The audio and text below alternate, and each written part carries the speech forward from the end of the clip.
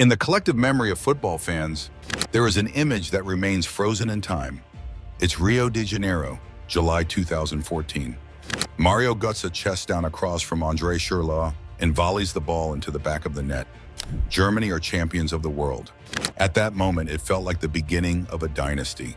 Germany was a nation that had perfected its youth systems, a nation with a tactically superior manager, and a squad so deep they could field two world-class starting 11s. They were the benchmark. They were the Panzers. But as we stand here in January 2026, just months away from the first whistle of the expanded World Cup in North America, that night in Rio feels like it happened in another century. Since that triumph, Germany has endured a decade of such spectacular decline that it has baffled the sporting world. 2 consecutive group stage exits in 2018 and 2022, a round of 16 exit at Euro 2020.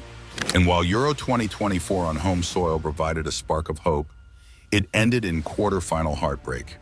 The 2026 World Cup is not just another tournament for Die Mannschaft. It is the final stand. It is the last chance for this generation and for the German Football Federation, DFB, itself, to reclaim a seat at the table of elite nations before they are officially relegated to the status of fallen giants. This isn't just about a trophy anymore. It's about survival, the weight of failure. To understand why 2026 is the last chance, you have to understand the psychological damage of the last 8 years. For decades, Germany was the most reliable team in world football. If you were an opponent, you knew that no matter how well you played, Germany would eventually find a way to win. They were the team of Turniermentalität, tournament mentality. That myth was shattered in Russia in 2018. The image of Manuel Neuer losing the ball at the halfway line against South Korea became the symbol of a nation that had become arrogant and stagnant. We thought it was a fluke. Then came Qatar 2022. The 2-1 loss to Japan wasn't just a defeat, it was a tactical humiliation. For the first time in history, Germany failed to reach the knockout rounds in back-to-back World Cups. The cultural impact in Germany was devastating. TV ratings plummeted. Children in Berlin and Munich started wearing Mbappe and Messi jerseys instead of Müller and Kimmich. The national team, once the pride of the country, became a punchline. The DFB found itself in a financial and identity crisis. If Germany fails again in 2026, the disconnect between the fans and the team may become permanent. We are witnessing the slow death of a footballing superpower, and only a deep run in North America can provide the resuscitation they desperately need. The Julian Nagelsmann project. The man tasked with this impossible mission is Julian Nagelsmann. Appointed in the wreckage of the Hansi Flick era, Nagelsmann has spent the last 2 years trying to rebuild a plane while it's in mid-flight. As we head into 2026, his fingerprints are all over the squad.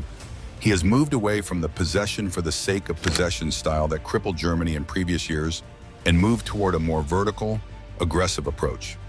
Nagelsmann's 2026 squad is a fascinating, if fragile, blend of eras. You have the veteran leaders like Joshua Kimmich, who is now the captain and the emotional heartbeat of the side. For Kimmich, 2026 is personal. He is the leader of a generation that has won everything at the club level, but has tasted nothing but bitterness with the national team.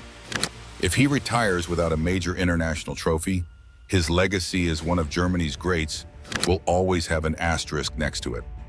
Then you have the Golden Boys, Jamal Musiala and Florian Wirtz.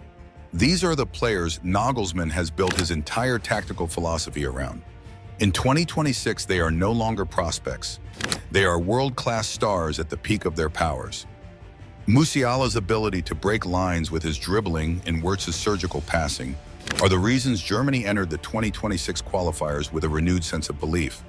But as we've seen in the recent Nations League setbacks against France and Portugal, the team is still prone to defensive collapses.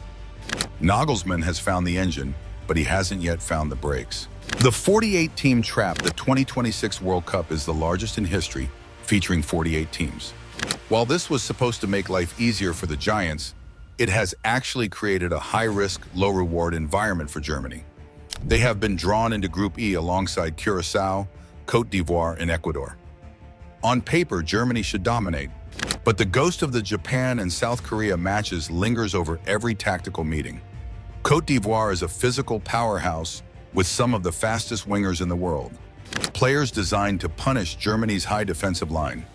Ecuador has become a tactical thorn in the side of South American giants, and Curaçao represents the unknown factor that has historically tripped up distracted German teams. The expanded format means there is no room for a slow start.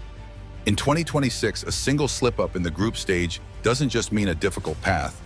It means the most public embarrassment in the history of German sport. The world will be watching to see if the German tank has finally run out of gas. The search for a number 9. One of the most persistent criticisms of German football over the last decade has been the lack of a true striker. Since Miroslav Klose retired in 2014, Germany has tried to play with false nines, wingers as strikers, and everything in between. It hasn't worked. In tournament football, you need a predator. As we look at the 2026 roster, the emergence of Nick Woltemade has become the story of the year. The Newcastle forward, standing at nearly 2 meters tall, represents a return to traditional German values. He isn't there to play pretty 1-2s. He's there to put the ball in the net. His partnership with Kai Havertz has shown flashes of brilliance in the recent 6-0 win over Slovakia. But the question remains, can a young, relatively inexperienced striker handle the pressure of a World Cup semifinal against a team like Brazil or Argentina? If Germany enters the tournament relying on hope rather than certainty in the box, they are repeating the mistakes of 2022, the goalkeeper dilemma. Perhaps the most dramatic storyline of the 2026 buildup is the situation in goal. For 15 years, the answer was always Manuel Neuer. But with Neuer now in retirement, the mantle was supposed to pass to Marc-Andre ter Stegen.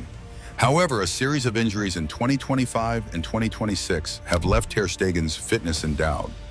Nagelsmann has been forced to experiment with Oliver Baumann and even younger talents like Lennart Grill.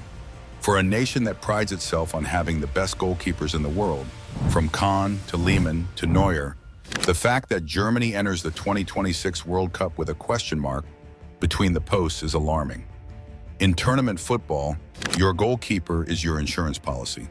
Without a world-class shot stopper in peak form, Germany's aggressive, high-pressing system becomes a suicide mission. The cultural disconnect beyond the tactics and the players, there is a deeper reason why 2026 is the last chance.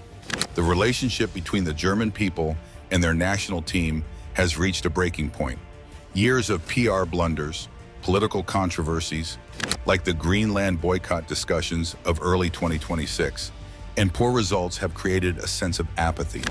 Football in Germany is more than a game. It is a social glue. But that glue has dried up. If the team exits early in North America, the DFB faces a catastrophic loss of revenue and influence. The Bundesliga remains healthy, but the brand of the national team is at an all-time low. 2026 is the moment to prove that Die Mannschaft still matters. It's the moment to make the fans fall in love again. You don't get a next time when your audience has already tuned out. The tactical evolution, adapt or die. Nagelsmann's 2026 strategy is built on intelligent flexibility. He knows that the North American climate, from the humidity of Houston to the thin air of Mexico City, will test the players' endurance. Germany's traditional power football isn't sustainable across a potential 8-game tournament in those conditions. We are seeing a Germany that is more comfortable playing without the ball.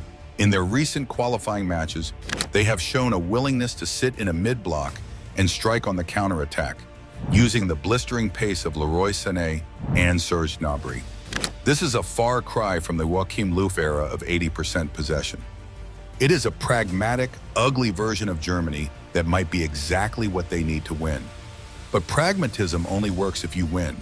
If you play ugly and still lose, you have nothing left to stand on.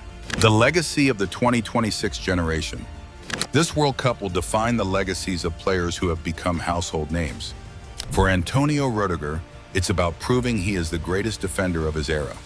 For Ilkay Gundogan, now in a coaching/consultancy role, and the remaining veterans, it's about passing the torch without it being extinguished. But most of all, it's about the redemption of the DFB. The Federation has been plagued by scandals and mismanagement for years. A successful 2026 run would provide the political and financial capital needed to overhaul the youth academies and ensure that the next generation of German players is ready to compete. Failure, however, would likely lead to a total collapse of the current structure. The conclusion: redemption or irrelevance. So, why is the 2026 World Cup Germany's last chance? Because time has run out.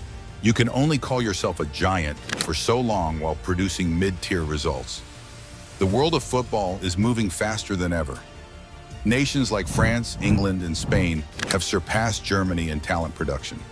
Emerging powers in North America and Asia are closing the gap in tactical discipline. Germany is standing on the edge of a precipice.